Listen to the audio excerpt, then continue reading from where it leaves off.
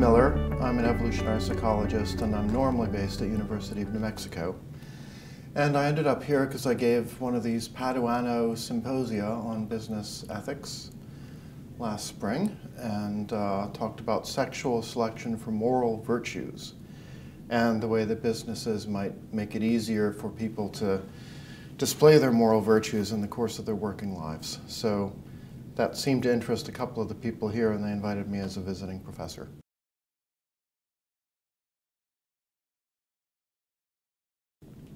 Well, I was an innocent young PhD student at Stanford. I started out in cognitive psychology, and then I fell under the spell of these two radical thinkers, Leda Cosmides and John Tooby, who were there as postdocs with my advisor, Roger Shepard, and they were just launching this new field of evolutionary psychology, inventing its basic insights and tenets and how to apply evolutionary theory to human nature.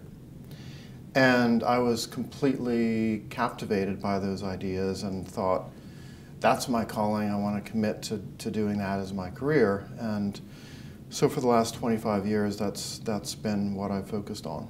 And then I really got interested in marketing and consumer behavior when I spent 4 years at University College London in an economics center. And I felt a constant tension between what the economists were assuming about the way that people buy stuff versus what I thought was happening from an evolutionary perspective in terms of the motives that people actually have. So I found the traditional economic models rather inaccurate and incoherent and unfulfilling, and when I talked to marketers, I felt an instant simpatico, that I had some knowledge they wanted, they had insights into human nature that I didn't have, and they weren't hamstrung by the rational man model from economics. So it seemed like a natural fit to me to try to integrate evolutionary psychology and consumer psychology.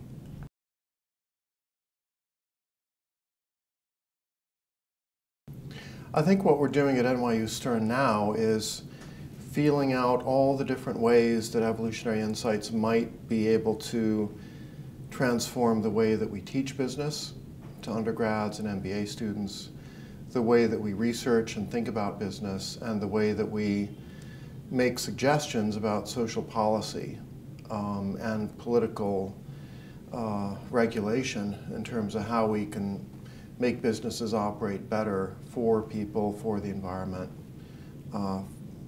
for the globe. So it's a very applied focus, but it's also a focus that stretches us as basic behavioral scientists, because we realize with great humility that a lot of the evolutionary psychology models that we have don't quite go far enough in understanding, okay, how do you actually get consumers interested in something? How do you actually engineer a business to work better? How do you actually regulate businesses to provide better value to society?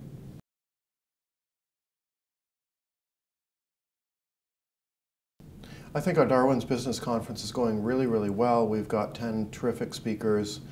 They're all bringing a lot of new ideas together. There's quite a strong common ground, actually. I thought there might be more debates between, selfish gene people versus group selection people, or people who might be skeptical about signaling theory and those who advocate it. But actually, there seems to be quite a strong consensus about the basic toolkit of Darwinian ideas. And a lot of interest in, how do we make business work better, or even better for society. There's a lot of respect for business as an institution. We're not full of Occupy Wall Street activists who think all business is bad. We just want to kind of nudge it in more pro-social directions.